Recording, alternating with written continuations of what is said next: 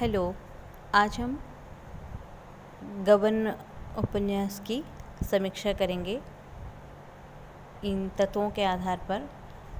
इसमें पहला तत्व है कथावस्तु, दूसरा है पात्र तथा चरित्र चित्रण, तीसरा है कथोपकथन, चौथा है भाषा एवं शैली, पांचवा है देश काल और छठा है उद्देश्य। तो इन तत्वों के आधार पर अब हम गबन की समीक्षा करेंगे। कथा वस्तु, जैसा कि कल हमने गबन की कथा वस्तु पढ़ी थी, तो उससे हमें समझ में आया कि गबन उपन्यास क्या है, उसमें किस प्रकार के कौन कौन से पात्र हैं और उसमें क्या कहानी है उसकी। तो उसकी भूमिका हमें पता चली थी। भूमिका को कल के वीडियो में रेखांकित किया गया था। अब है कथा वस्तु। तो गबन की मुख्य कथा वस्तु जालपा और रमानाथ के जीवन को घेर कर चलती है।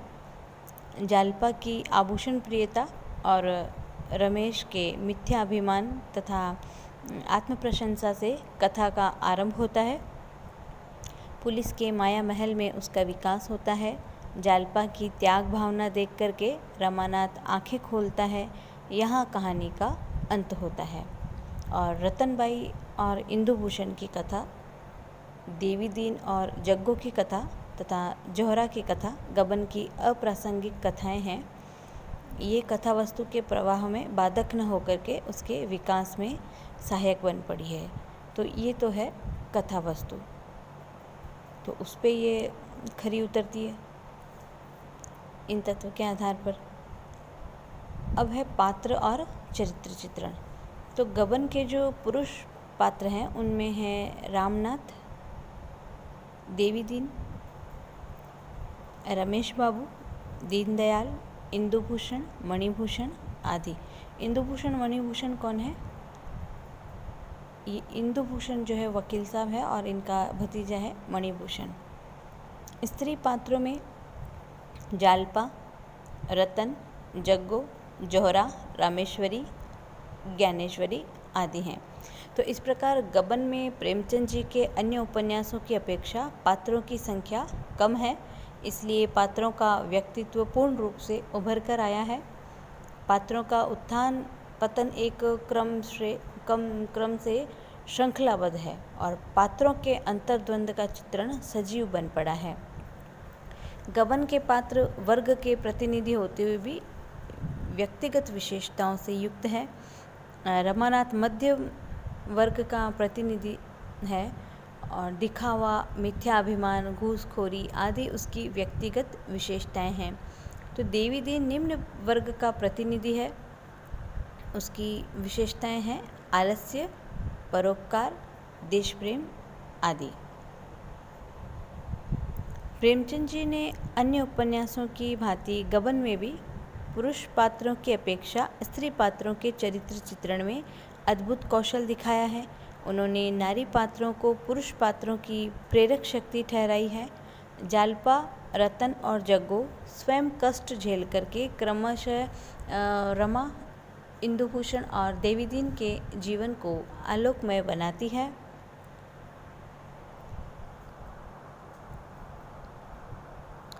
गबन उपन्यास का आरंभ ही नाटकीयता लिए हुए है।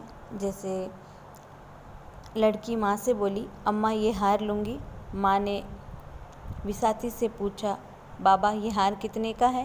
विसाती ने हार को रुमाल से पोंछते हुए कहा, खरीद तो 20 आने की है, मालिक जो चाहे दे दें। पात्रों की मनस्थिति पर प्रकाश डालने वाला ये संवाद देखिए।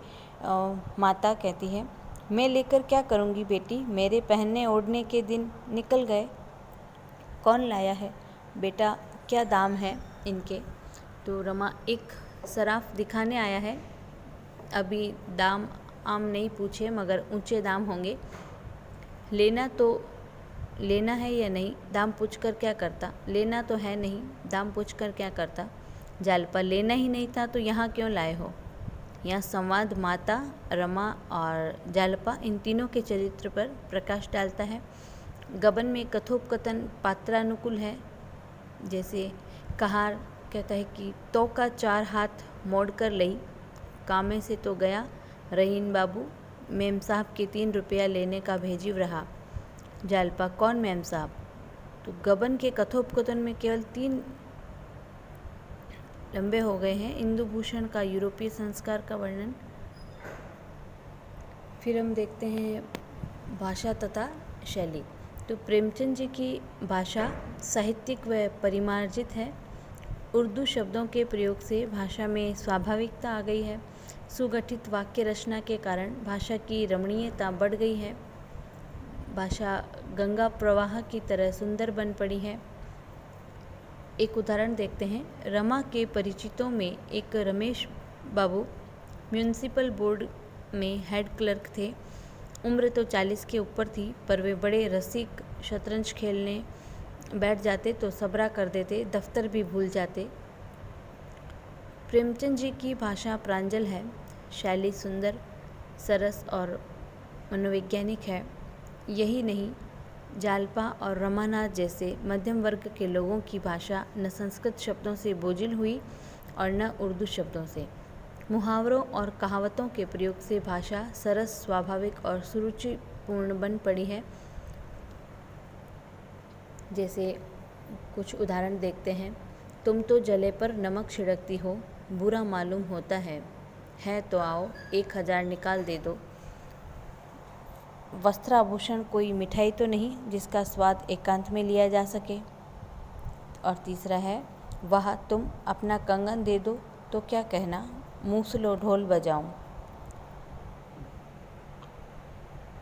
प्रेमचंद जी ने यत्र तत्र सुंदर वाक्यों का प्रयोग किया है। जैसे कर्ज से बड़ा पाप दूसरा नहीं।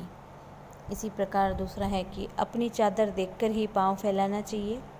निर्धन होकर जीना मरने से भी बदतर है। रिश्वत बुद्धि से, कौशल से, पुरुषार्थ से मिलती है।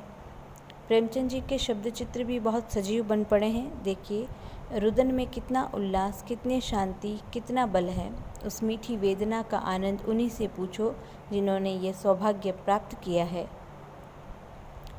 फिर है देश काल का वर्णन। तो गबन में अंग्रेजों के शासनकाल में भारतवासियों के धार्मिक व सामाजिक जीवन का अच्छा चित्रण किया गया है।